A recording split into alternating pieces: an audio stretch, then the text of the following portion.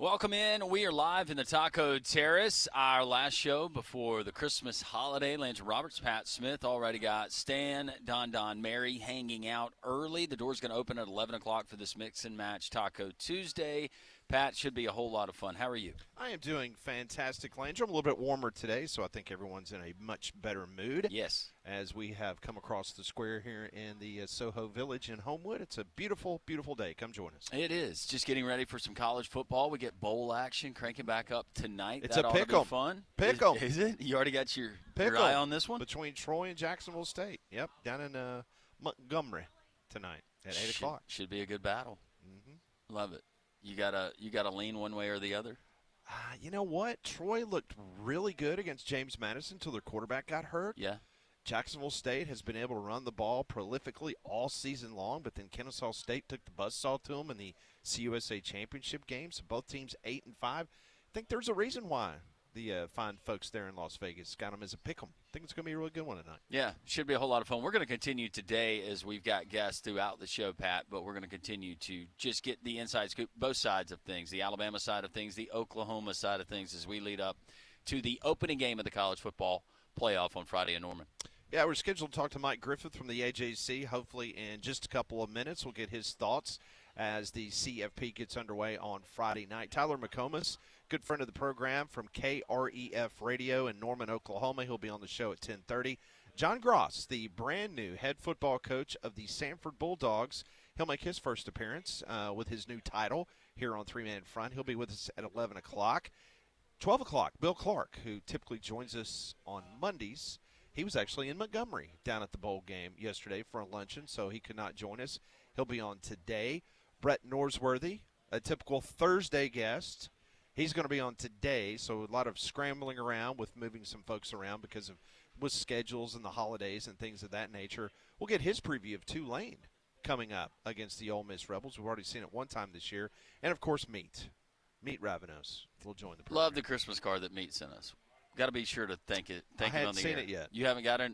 No, it's beautiful. It's a beautiful card. He and his family got a picture of the family in Greece, and it might be both. It's the two-sided card. Okay. They went all out. Okay. Meanwhile, still a lot of people talking about our interview yesterday with Sam Webb from the Michigan Insider. Yeah. A lot of back and forth I was having with some people nationally yesterday wanting to know what was going on with Kalen DeBoer. And I said, well, you heard what Kalen DeBoer said yesterday. I mean, I can't get in his mind. I can't tell you exactly what he was thinking. I mean, we played what he said, so take it for what it is. But it's interesting that Steve Lorenz, he is another writer. Now, Sam Webb, who we had on the program yesterday, he's the publisher of the website. So he's basically kind of the owner-operator of the Michigan Insider 247 site. One of his main writers is Steve Lorenz, and he posted this yesterday afternoon. He said, agents completely control this process. There's nothing in this industry tougher to cover than a coaching change. Names are floated out. Misdirection is purposely used. All parties are doing whatever they can to keep the actual facts and details as secret as possible. He finished his post with this.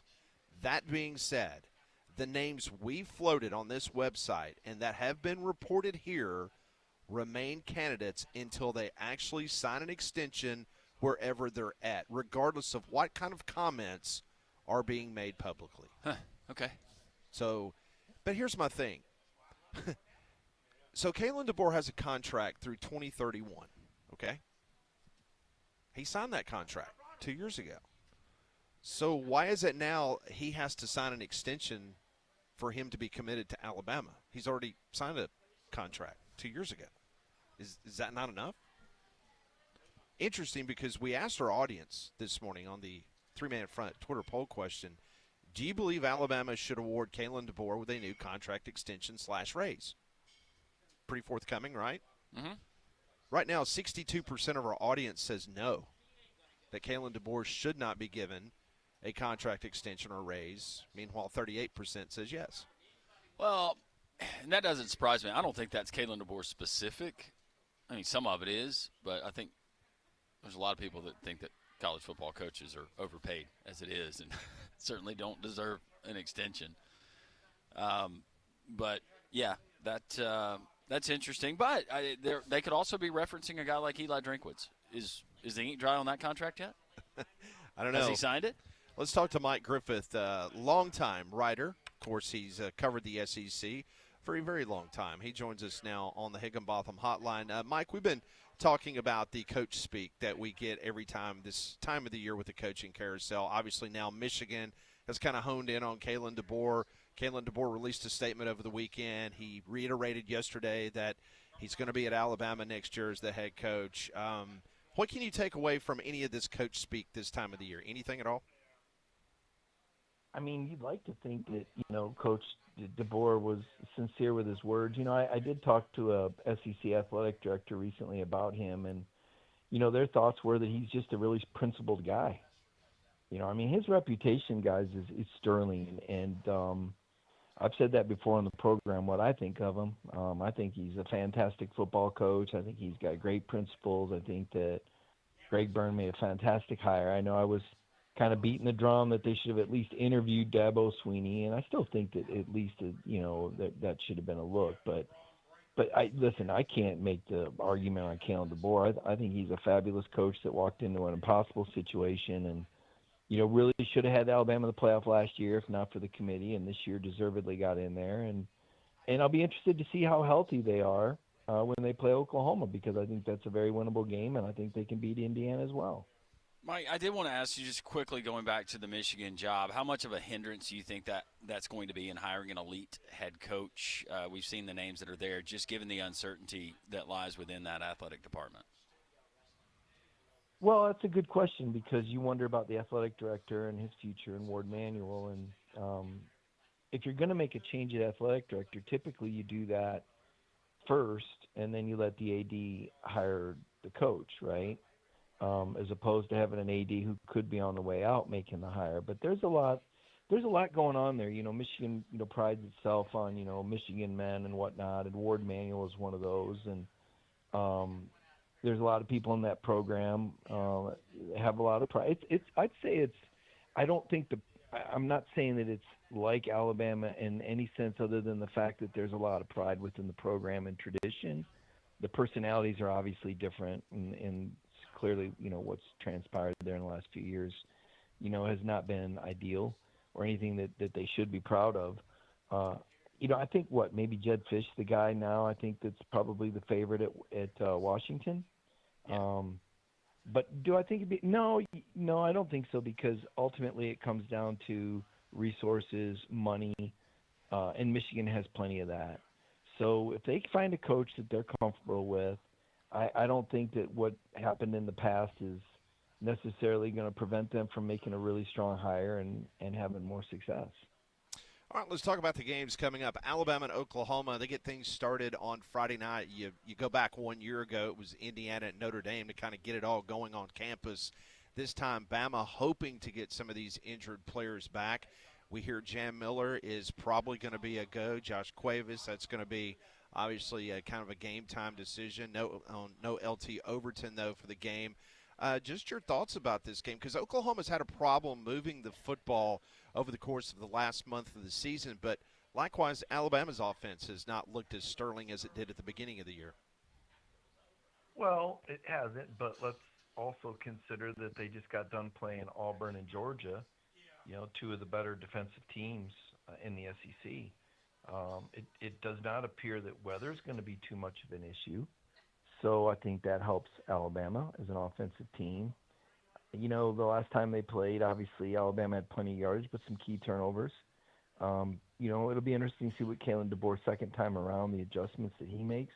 I do think Brent Venables is a really, really good football coach, and they do have a lot of talent on defense. I just have a hard time investing in Oklahoma.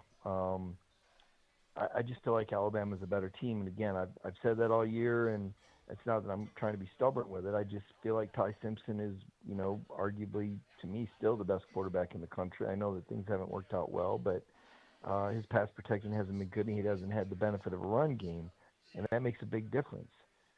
A lot of it will have to do with what's going on in the clubhouse, though.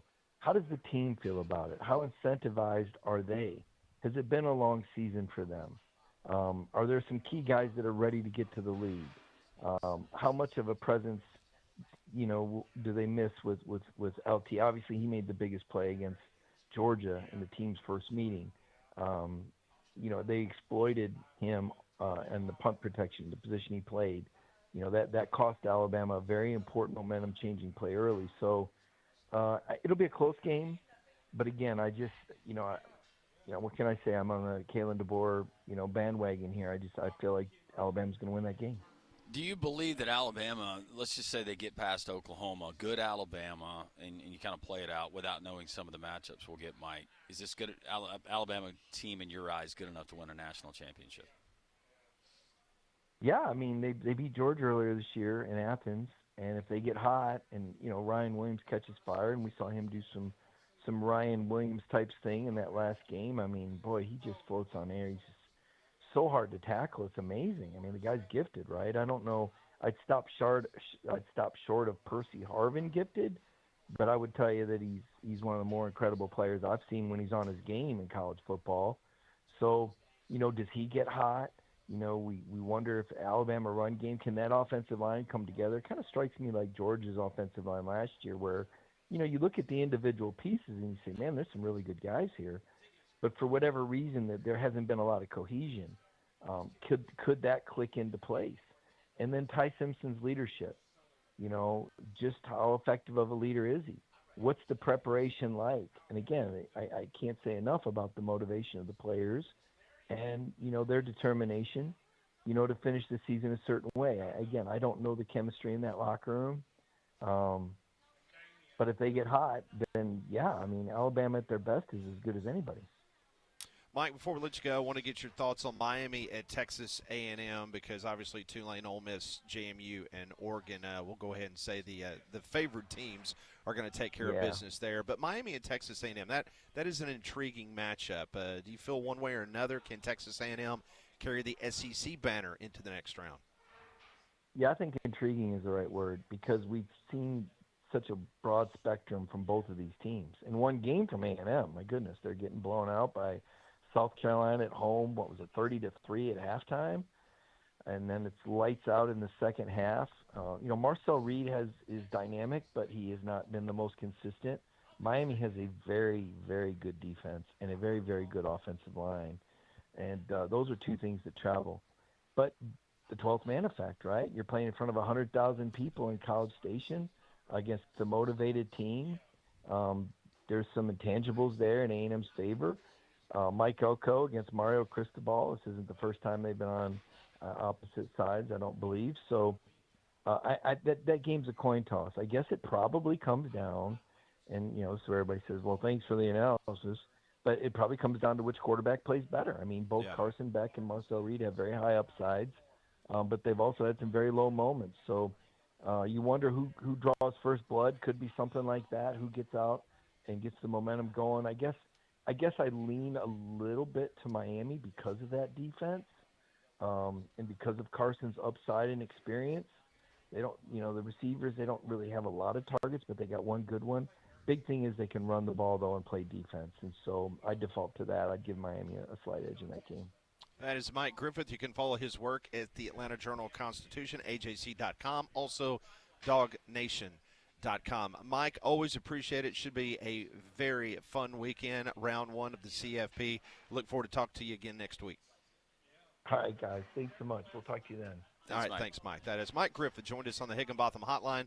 You deserve solutions that are built for you. Higginbotham is your one-source solution for insurance, financial, and HR services. Well, your solution for the best sports bar experience you're going to find anywhere is the Finnick. And good news, beginning tomorrow, that would be Wednesday. They are open all the way through Monday Night Football. Had a good crowd last night. But you want to get into the Finnick tomorrow, want to watch bowl action, maybe some college basketball, you can do that. They got acoustic music starting in the afternoons, Wednesday through Friday from 5:30 to 8. Got live music cranking up at 10 on Fridays. And then all weekend long, it is dedicated to college football, college sports. Alabama, Oklahoma, going to have a huge viewing party there on Friday. Ask your bartenders about all kinds of college football playoff specials, bowl games, college basketball, the NFL, whatever it is. Make the Finnick your destination this holiday season. Check them out, the Finnick. That's FENNEC, Beham.com for more information, and always tell them Landrum from Jock sent you. We're live at Social Taco. Come on by and see us. Some folks are already coming up and getting their seats here on the Taco Terrace. You can as well. This is Three Man Front on Jocks.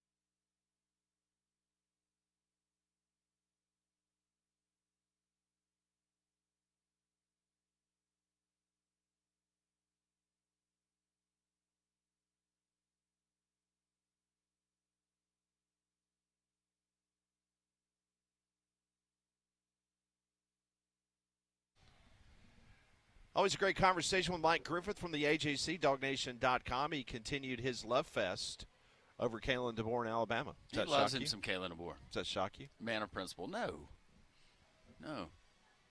Mike knows where his bread's buttered. In the state of Alabama as a property owner. Yes, he is. I think he's got a snowbird down there now. Does he? Mm-hmm. Yep.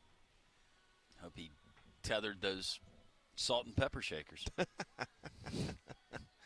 Not all snowbirds. They're notorious. You got a reputation. Others before you have ruined it. It's a beautiful, beautiful property down there. Yeah, it looks nice. You and Dorothy. I know y'all have multitude of options. We're very blessed for your vacation options, but you ought to go check it out one weekend. Just being there, it'd be surreal. Just, oh my gosh, I'm in Mike Griffith's place. It's the only odd thing is like Mike paid for this. Inside his property, he's got like all of like the best newspaper articles he's ever written. Like it's framed, like in every room. I'm kidding. He doesn't have one single thing up on any wall. Michigan State Student Writer of the Year. Yeah, about his Mike career. Griffith. It's a picture of him like NASCAR times. He's leaning up against a stock car. Yeah. With his notepad and his pen.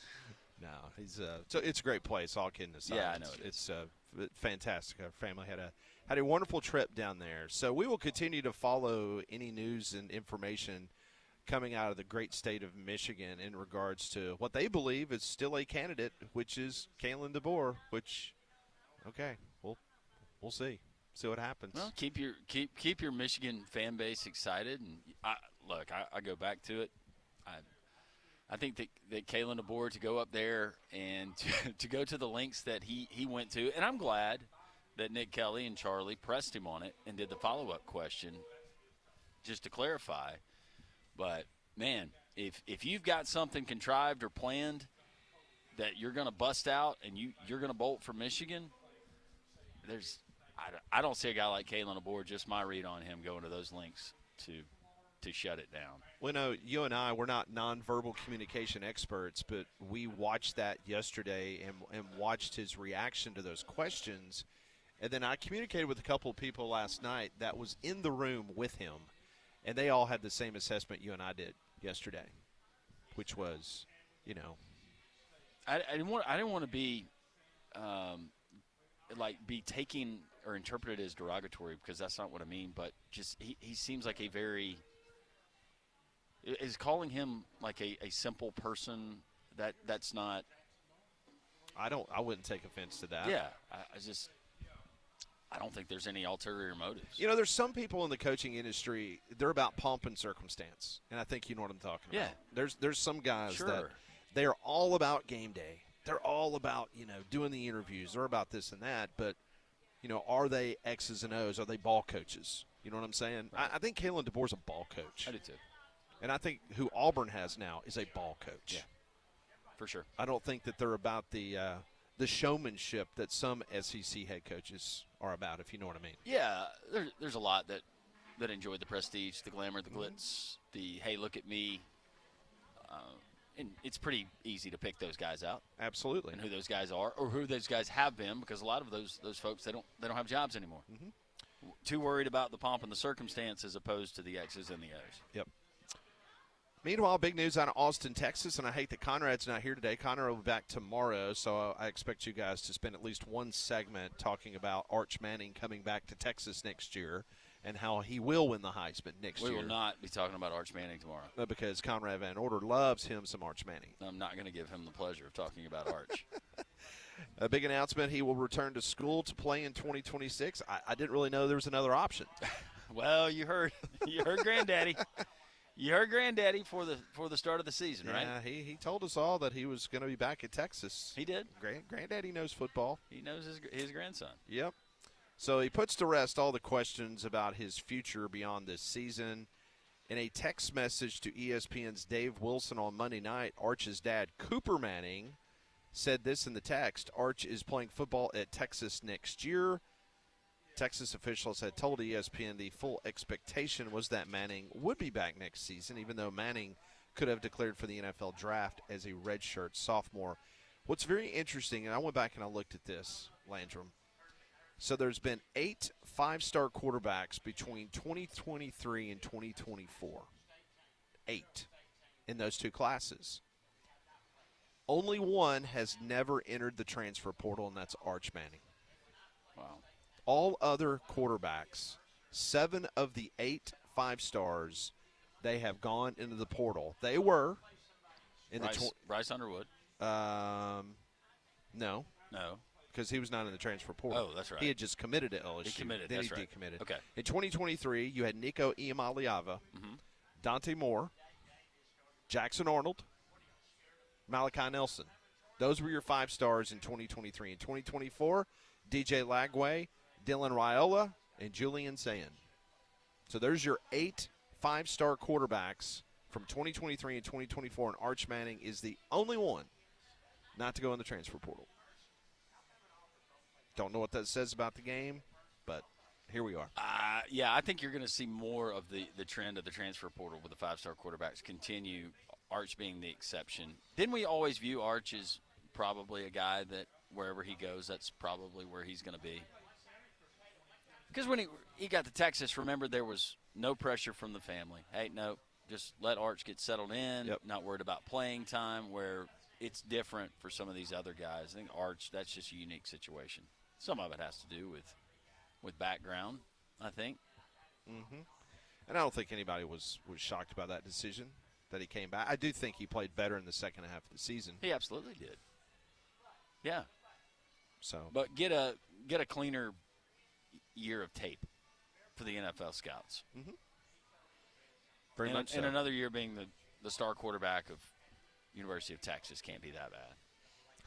I'm just guessing. I don't know. No, that's a beautiful campus, and being the big man on that campus. Your last name's Manning. Yeah. I think You he's. probably do pretty well as a biology major, to be honest. Enough people knew. What is his major? Do we know? Success. I'm majoring in success. I have no I mean, idea. honestly, I have no idea. What? Just by looking at him, what would you think? Optometry school? No. Because of his Warby Parker stuff? Yeah. I don't know. He takes me. I take him as a finance major. You think so? Yeah. Because it was because of his glasses? Seems like he would be in the financial industry at some point. Let's see. Let's see if I can find it. If it's criminology, you'll be able to knock me over with a feather. This is shocking. What? He's a communication and leadership major. There you go. Did I say success? There you go. There. I don't know. Communication and leadership. When I graduated from communication school, we didn't have that second portion of it. The leadership? The leadership. No. Didn't have that. No. No. No, back when we were coming up, it was cut anybody you can to get in front. Oh, well. Do whatever you can to get ahead. Yeah. That was the message from our professors. Yeah. Well, good It's for a dog-eat-dog business. Yeah. Be ruthless. Yeah. Good for Arch. Yeah. So Arch will be back. One of only 8 5-star quarterbacks in the last 2 classes to not transfer. So good for Texas. Conrad can keep his jersey. Yes. Well, another good place that you should check out is Big Whiskey's because they have great food of all varieties with a full menu with apps, salads, burgers to steaks. Their bar also has great cocktails, over 120 whiskeys, including whiskey on tap, and plenty of screens so you can catch all the bowl game action all bowl season long. They also offer different food and drink specials for each day of the week. They have happy hour, and the kitchen is open late every night. So go see them in the Stadium Trace Village off 459 near the Hoover Met. We will go out to Oklahoma, where the wind comes barreling down the plains. That is next on 3 Man Front.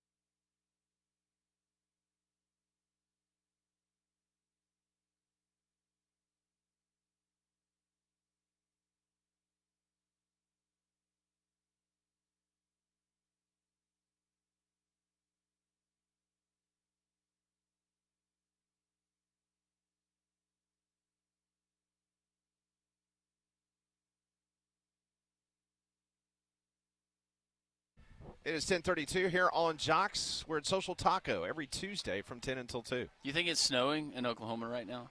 I bet you it's a balmy 75. Tyler McComas is getting everyone ready for a wonderful time this Friday night. Tyler joins us from KREF Radio in the wonderful city of Norman, Oklahoma. Hey, Tyler. 49 degrees currently. Wind, we're looking about 11 miles per hour. A beautiful high of 57 degrees on Friday nights. So it's not What's going to the be barometric pressure? Yeah, what is that? That's very important for the kicking of Alabama and Connor Talty. 68% maybe. I have no idea. I haven't checked that yet. We'll get that information. Hey, these games are so big that you guys know how it's like. Well, if there's a little precipitation, who does that favor in this game? So I'll be looking at every single factor with the big ball game compression. Like coming up. Ball compression is what you got to look at this time of year. So, Tyler, I imagine the fine folks there in the state of Oklahoma, they were pretty pleased when it popped up that Alabama was going to be their opponent because Oklahoma's owned Alabama throughout history.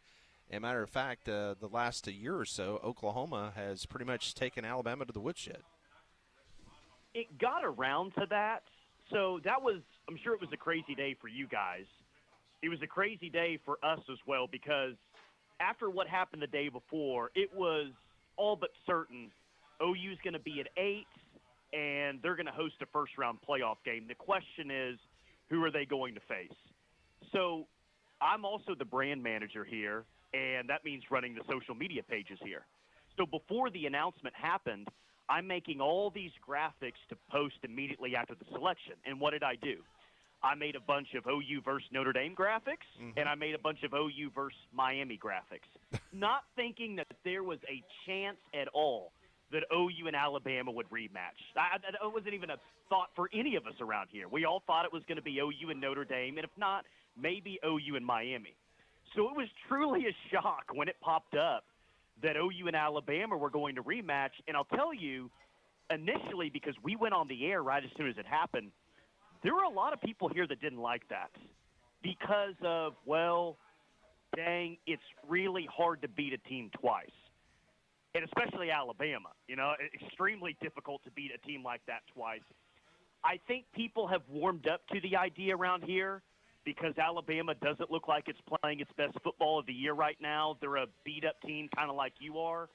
But I think initially, not only was it shock, it was, oh, no, that's not the matchup that I wanted. That was the initial feeling when that came out. What has been the response of Oklahoma fans, Tyler, whether it's Ben Arbuckle, the new offensive coordinator, John Mateer post-injury? That offense is just not exactly I don't know. Hasn't been super exciting to watch. It's been good enough. They played complimentary football, but the offense, is that a Mateer in the injury to the hand thing, or is it more just not thinking that you had all the pieces in place to begin with? It's a young offensive line that's been trying to find itself, hurt by injuries this year. It's a quarterback that's dealing with a hand injury and in doing so has lost some confidence. It's a running back core to where the guy that you thought was going to be kind of your lead ball carrier has been a non-factor. It's wide receivers that have struggled to get open and get in space. It's tight ends that have struggled blocking on the edge. It's a young offensive coordinator who is kind of in this arena and, has it all. I mean, it's everything to answer it. Is it what's the majority of the blame on? I might say John Mateer because there's some layups that he's missing right now that he didn't miss early in the year. There's some plays to be had down the field that he's not getting the ball to, or he's missing on those throws, or he's not even seeing him. I mean, it's really everything offensively right now. It's frustration for sure because I think people realize just how special your defense is this year. And I think people realize how special your special teams are this year. You had a kicker who just won the Groza Award. So there's this thought of, well, if we don't win Friday or if we don't make a run to the national championship game, we're going to have wasted a really good defense and the best special teams group that we've had in quite some time.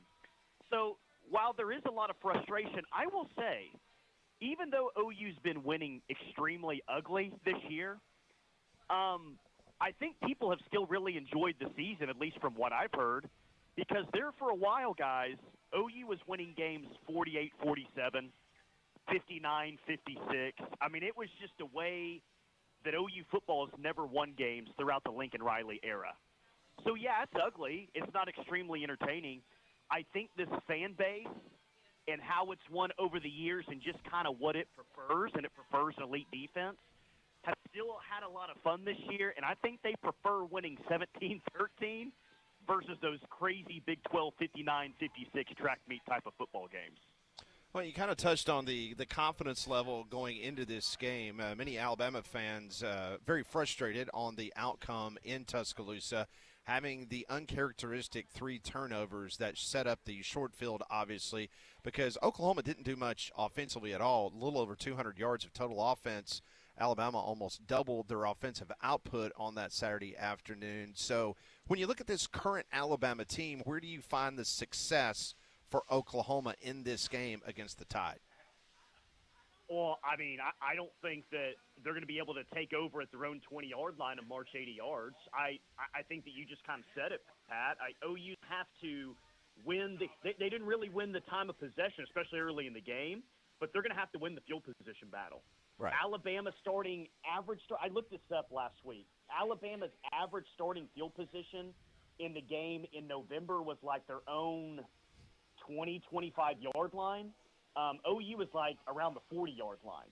I mean, it was a massive, massive difference in average starting field position, and that's going to have to be the same. That's going to have to be the same way. You know, OU's going to have to find success on special teams. They're going to have to create turnovers. I mean, OU's success offensively, Pat, is to get the ball, get a couple of first downs, and have Tate Sandell make another long field goal like he has all year long. Or the defense creates a turnover, and John Mateer is able to run it from, 15 yards out, kind of like he did last time. I mean, field position is going to be a massive key in this game because, OU just consistently isn't going to be able to move the ball up and down the field against Alabama because Alabama's defense is good. You guys know that, but I think it's a very good defense. So they're going to have to find some sort of a run game. I don't know how confident I am in that. The good thing for them is when they found success offensively, it's with a big play to Isaiah Satania. The dude is fast. He can fly, a good punt returner as well. He's going to have one of his biggest games if OU hopes to score in that, 21 or more range on Friday nights. What do you believe the participation report will look like when we get to game time there on Friday? R. Mason Thomas, questionable. I think he's going to play, and he hasn't played since the first half of the Tennessee game on November 1st. He was first-team All-SEC. The dude is your best pass rusher, maybe your best player on defense. He's legit. I think he's going to play. I don't know how much he's going to play. I don't know if he's like a full go or if they're going to get him in for 10 or 15 snaps. But I'd say probably questionable for him. Jake Michla on the offensive line, probably questionable as well. Not as confident on him. But the name that you probably need to watch out for if you're an Alabama fan is R. Mason Thomas. And I would say question or probable for him. Las Vegas tells us it's going to be a low-scoring game, and based on what we saw in Tuscaloosa, again, the turnovers kind of made it out of whack a little bit. But in regards to the 40.5 that Vegas says that's the threshold in point total, do you anticipate us going under that, or do you think both teams will find some success offensively, and it could be a little bit more of a shootout than what we saw before? There's been several over-unders this year for OU games where I say, I cannot believe the over-under is that low for this football. It'd be like 38, 39. It would be extremely low numbers, and there would be games where the under still easily hits. I don't think OU knows how to play any other game but a low-scoring game. I would take the under on it once again. There were 30 total points scored in the LSU game, and that's OU giving LSU 3 turnovers in that game, one where they got the ball at like their own 2-yard line. There were 23 total points scored in the Missouri game, 44 total points in the Alabama game, which seems like an incredible shootout. I'm taking the under once again, guys, because I think it's like a 13-10, 17-13, 16-13 type of game on Friday night. Okay, was gonna ask you the score, and I'm assuming that you think that Oklahoma gets it done again. Yeah. Not very confident there, Tyler.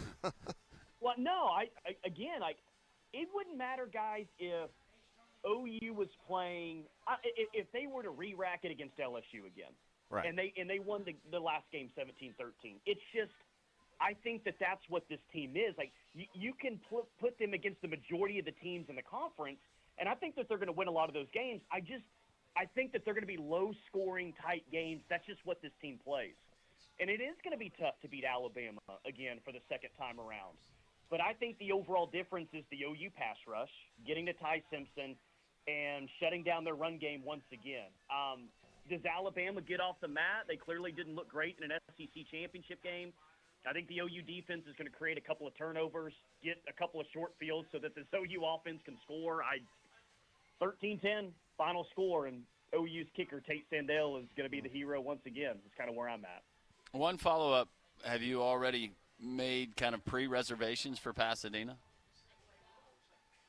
Yesterday we kind of did in the Monday morning meeting, yes, which makes me even more nervous for Friday's game. Kiss of death right there.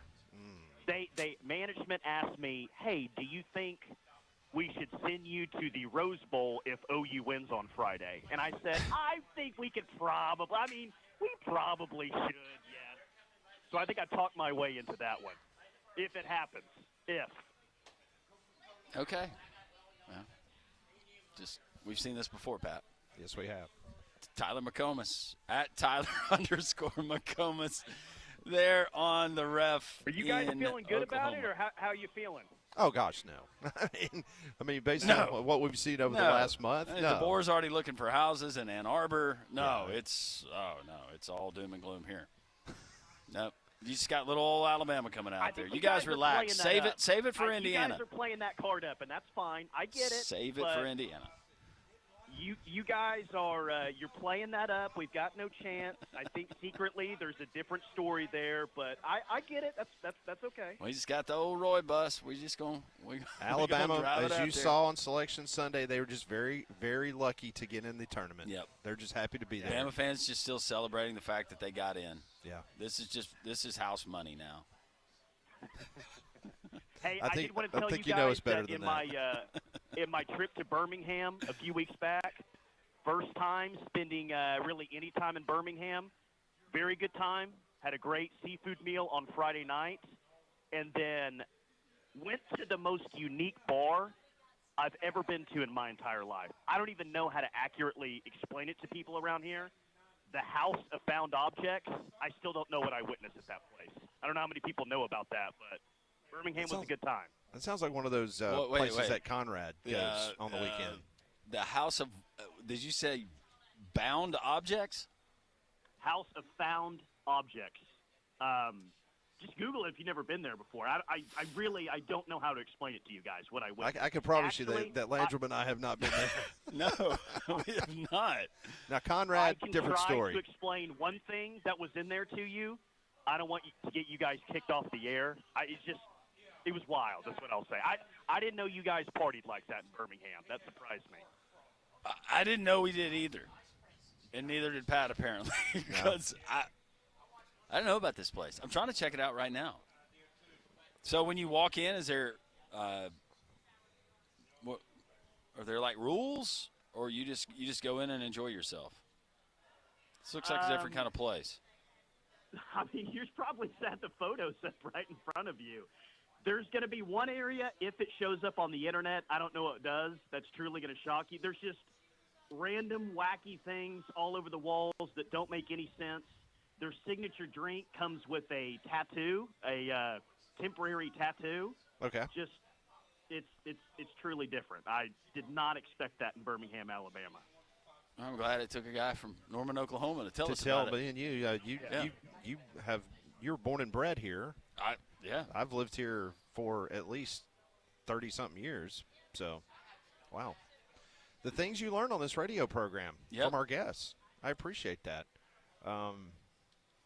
good seafood here in Birmingham. You know, we're not too far from the Gulf of America. Good seafood. Well, you guys can maybe do a post-game show from this new spot. Okay, well, hey, I know if you they'd don't like to think you're sponsor going to the program. Rose Bowl.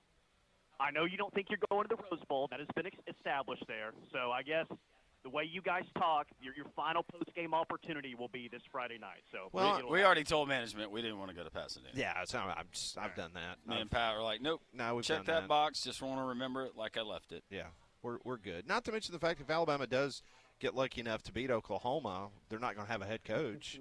That's right. Because he's leaving. Yeah, he's leaving. So, I mean, I don't know who they're All going to. the players probably going to follow him. I mean, you know what? It's probably going to be just like what Bob Stoops did at Oklahoma during the Alamo Bowl a couple of years ago. They're going to have to call Nick Saban. There it is. And Nick is going to have to coach against Signetti in the Rose Bowl if Alabama's lucky enough to win. Yep. I can Somebody see this threw out playing that out. joke. Somebody threw out that joke last week, and it was temporary laughter followed by incredible fear. Please, Michigan, please do not hire DeBoer and Saban coaches Bama for OU. Oh my God, the line might go from Bama -1.5 to Bama -13.5 if that were to happen in our eyes anyway. Don't give our audience some ideas because they would probably want that in a heartbeat. Tyler, make sure you tell all your Oklahoma brethren, just poor old little old Alabama just going to come out there hat in hand and just happy to be there. I don't even think anybody's traveling out to Norman. I think they're saving their money. No. Why would they? Yeah. Can't beat Oklahoma. It's like if Dabo Clemson was the head coach at Alabama right now with you guys. Like the little old Clemson thing I rolled my eyes at. Little old Alabama. Oh, my God. Alabama's only beaten Oklahoma one time in the history of these two schools. One time. Hey, thank Tyler, you we for don't even have a accurately lottery making me feel worse about this game. You guys have made me feel worse about this game. Thank you. I appreciate it. Well, Tyler, happy holidays. Thanks, Tyler. Always Merry great Christmas. always great to catch up, and you'll have a good time in Pasadena. Merry Christmas, guys. Merry Christmas. Thanks, Tyler. Wow. Tyler McComas joining us on the Higginbotham Hotline. We continue a beautiful Tuesday, but cold, here from Social Taco in Homewood.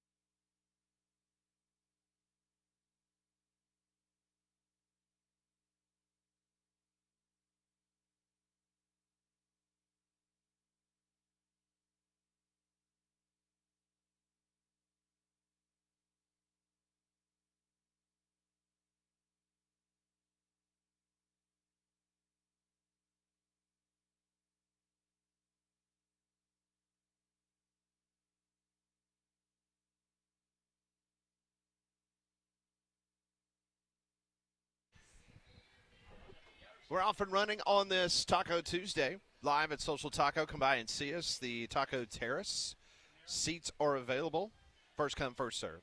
That's right. Come on by and see us. We'll be here until 2 o'clock. Great conversation with Tyler McComas. I think he predicted Oklahoma 13-10. Is that right? He doesn't think there's going to be very many points. I agree with him. Yeah.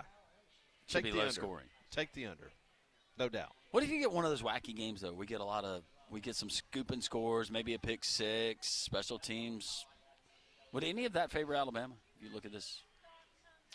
Based on the history of the last month of the season, that would be no. I guess, yeah. Well, this is where they flip the script, and all of those things start benefiting them. But, yeah, I can't. I mean, I think for Alabama fans, you just want to score a touchdown or get more than 3 points than what you did last year. Yeah. And it's amazing that Oklahoma has now become the kryptonite of Alabama football. Yeah. All they had to do last year was beat Oklahoma. They'd have been in the college football playoff. Now they're in the college football playoff, and you got to beat Oklahoma. If you'd beat Oklahoma at Bryant-Denny Stadium, you wouldn't have had the drama on Selection Sunday. That's It true. would have been for Oklahoma. Yeah. It would have been for Alabama. We've been telling you about the transfer portal. Some news from the Alabama Crimson Tide. They have just grabbed someone out of the transfer portal.